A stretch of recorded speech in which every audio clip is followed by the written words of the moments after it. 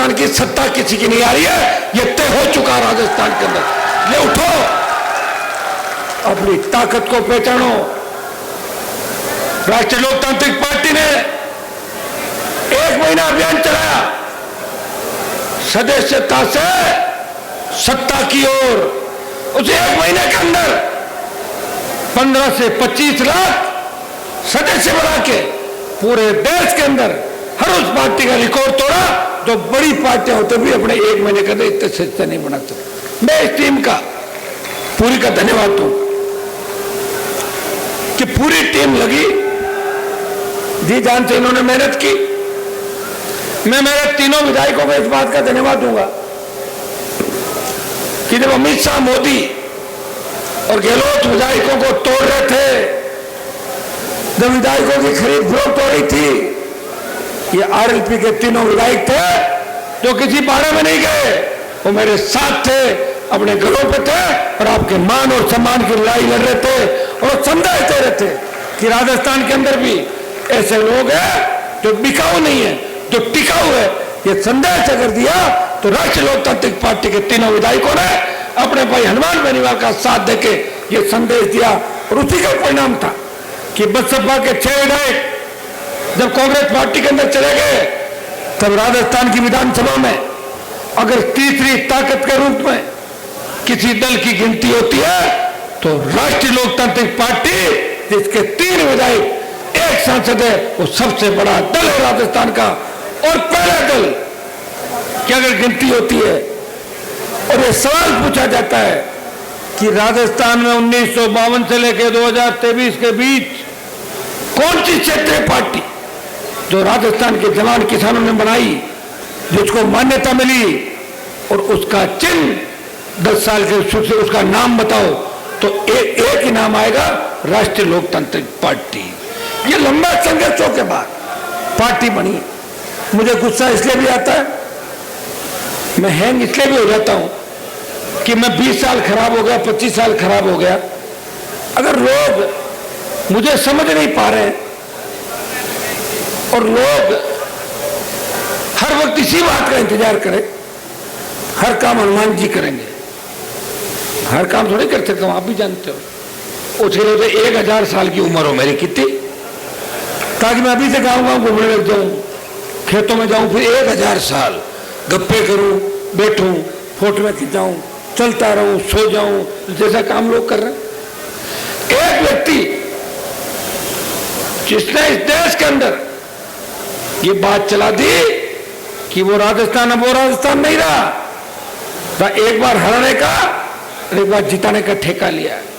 अब यहाँ के लोग भी अलग अलग टेस्ट करेंगे। हमेशा जरूरी नहीं है कि दाल खाएंगे, इस बार पनीर बटर मसाला खाएंगे। इस बार दाल और खड्डी से परेशान हो गए, टेस्ट चेंज करेंगे। कभी कभी दाल खड्डी अपना प्रमुख भोजन है, लेकिन लगातार एक ही टाइम दो तो फिर तो भाइयों, ये नया विकल्प आपको दिया और नया विकल्प दिया ही नहीं, मैंने कुछ नहीं लिया, वापिस आ गया, नए विकल्प को आगे बढ़ाने के लिए प्रयास किया। और जिसने एक कदम मेरी तरफ बढ़ाया, मैंने 2 कदम बढ़कर उस भाई को गले से लगा दिया। और आज भी ये कहता हूं कि राजस्थान की वो पार्टियां जो कांग्रेस के दरवाजे पे 1-1, 2-2 सीटों के लिए गठबंधन के लिए घूम रही है, मैं उन भाइयों को कहना चाहता हूं, ये आपकी खुद की पार्टी है, ये मंच आपके हैं।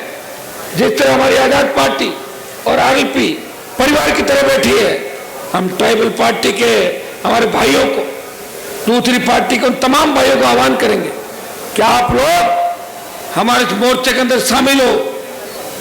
खुले हुए रास्ते हमारे, जहां तुम्हारा सम्मान नहीं, उन पार्टियों के पीछे क्यों घूम रहे हो?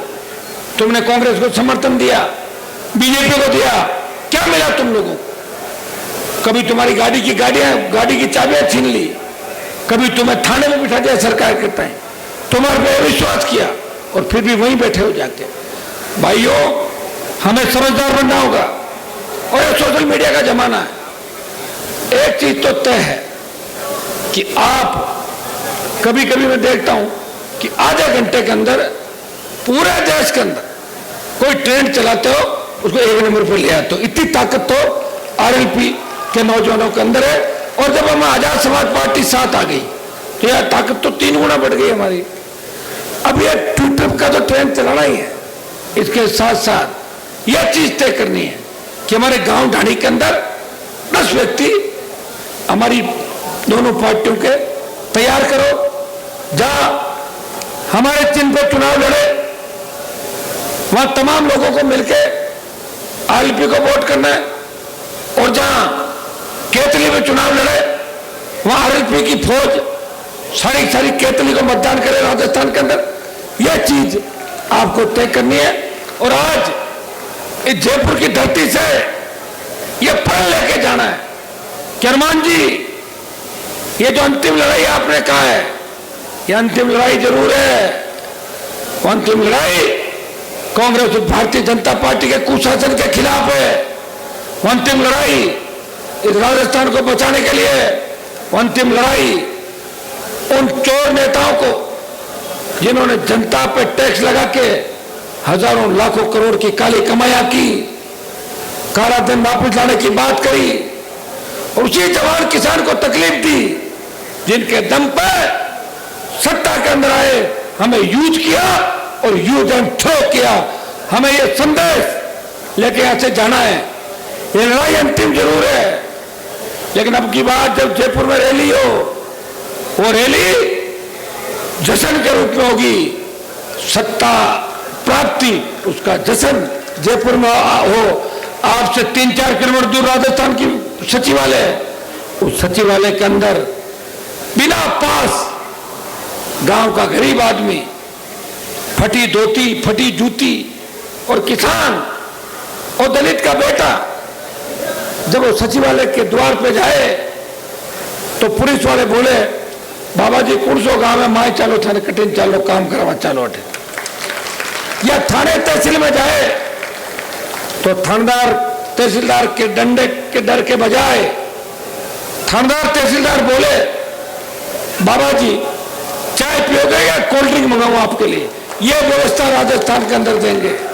मैं विश्वास दिलाता हूं कि भाई चंद्रशेखर आजाद ने एक बात आपको कही थी कि आजाद समाज पार्टी जो लंबी लड़ाई लड़ी और आरएलपी का गठबंधन हो गया, अब आप निश्चित हो जाएं कि लड़ाई मिलकर लड़ेंगे, एक दूसरे की दुख तकलीफ के अंदर मदद करेंगे।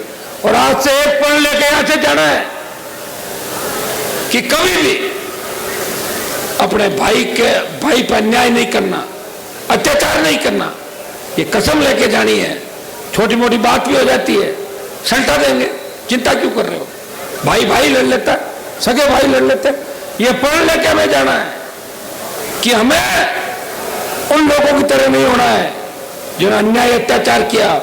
अगर मुझे फॉलो करते हो, अगर मुझे चाहते हो, तो मुझे दोनों हाथ खड़े करके आश्वस्त करो कि हनुमान जी, हम किसान कौम की, कमेरों की, दलितों की और सर्व समाज की रखवाली करेंगे, एक नए राजस्थान का निर्माण करेंगे। मैं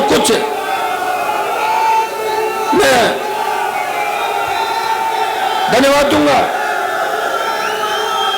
एक मिनट, मैं धन्यवाद दूंगा मैं उत्तर प्रदेश से हमारे भाई पुष्पेंद्र चौधरी, प्रभारी सतपाल जी आजाद समाज पार्टी,